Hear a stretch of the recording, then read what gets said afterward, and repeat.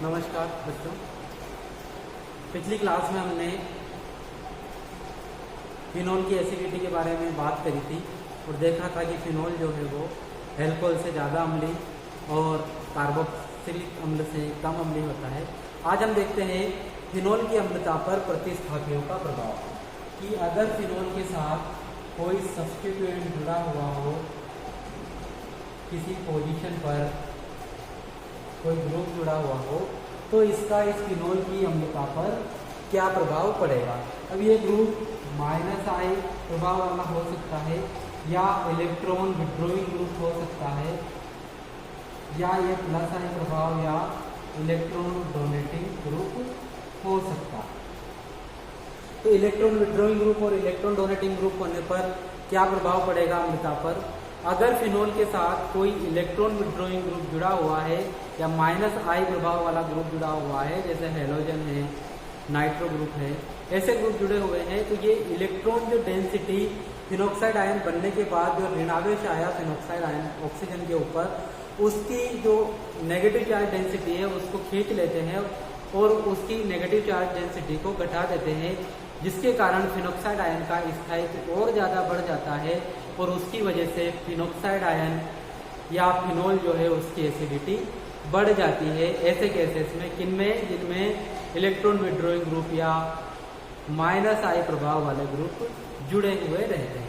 दूसरा अपन बात करें कि ऐसे ग्रुप जो +I प्रभाव रखते हैं या जो इलेक्ट्रॉन डोनेटिंग ग्रुप होते हैं, वो फिनोक्साइड आयन पर जो ऋणावेश है उस पर और इलेक्ट्रॉन घनत्व बढ़ा देते हैं, जिससे फिनोक्साइड आयन का स्थायित्व कम हो जाता है और उसकी वजह से फिनोल की एसिडिटी घट जाती है। हम देखते हैं कुछ उदाहरण लेकर कि इनकी अम्लता का क्रम क्या रहेगा। अगर हम ऑर्थोहेलोफिनोल की बात करें, ऑर्थोहेलोजन फिनोल की बात करें,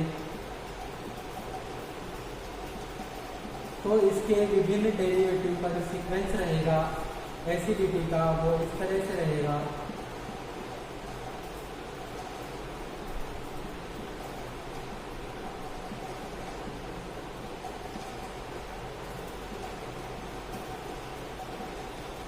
ऑर्थो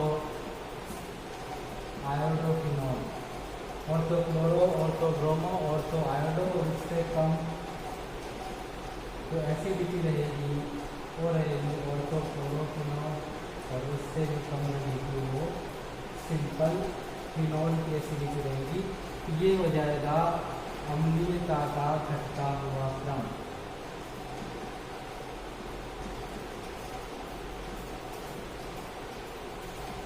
ये किस वजह से है, क्योंकि हेलोजन जो होते हैं ये कौन सा इफेक्ट डालते हैं, -I प्रभाव डालते हैं या इलेक्ट्रॉन विड्रॉइंग प्रभाव डालते हैं।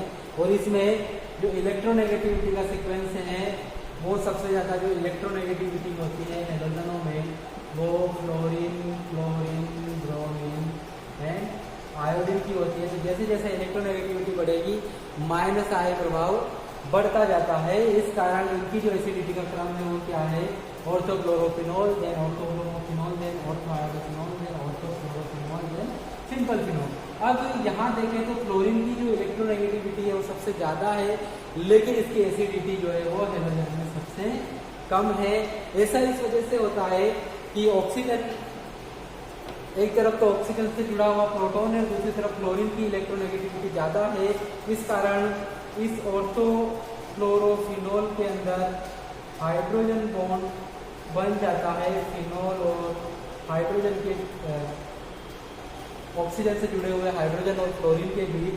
इस कारण ये प्रोटॉन आसानी से नहीं निकलता है और इसकी अम्लता जो है वो कम हो जाती है। बाकी में ज़्यादा इलेक्ट्रोनेगेटिविटी नहीं होने के कारण चार्ज सेपरेशन नहीं हो पाता है और हाइड्रोजन बॉन्ड का निर्माण नहीं होता है। इस कारण दूसरे जो हेलो डेरिवेटिव है इनकी एसिडिटी ऑर्थोफ्लोरोफिनोल से ज़्यादा रहती है। दूसरा हम बात करें नाइट्रो व्युत्पन्नों की, फिनोल के नाइट्रो व्युत्पन्नों की बात करें तो यहाँ पर एसिडिटी का अगर सीक्वेंस देखें तो सबसे ज़्यादा क्योंकि नाइट्रो जो ग्रुप है वो एक -I और -R इफेक्ट दर्शाने वाला ग्रुप है। तो यहाँ पर सबसे ज़्यादा जो एसिडिटी रहती है वो ट्राई नाइट्रोफिनोल या पिक्रिक एसिडिटी रहती है, और इससे कम डाई नाइट्रोफिनोल की रहेगी,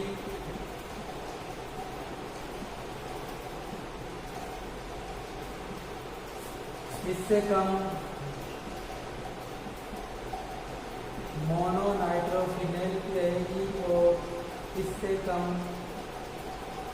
मेटा नाइट्रोफिनोल की रहेगी, और उससे कम सिंपल फिनोल की रहेगी।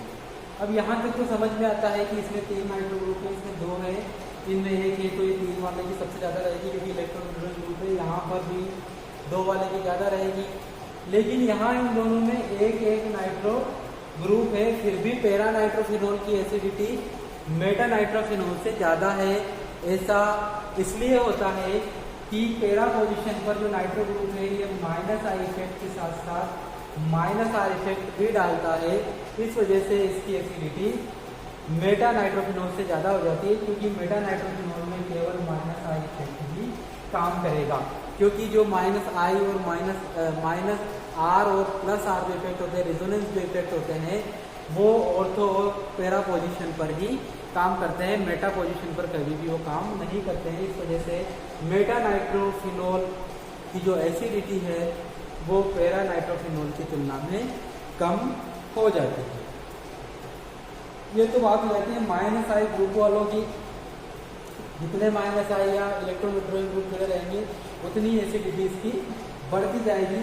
लेकिन दूसरी अपन बात करें +I वाले ग्रुप की, तो जो मेथिल या क्रिसोल है, मेथिल प्रतिस्थापी फिनोल की,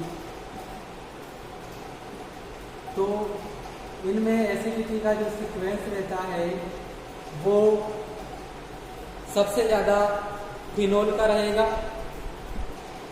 फिर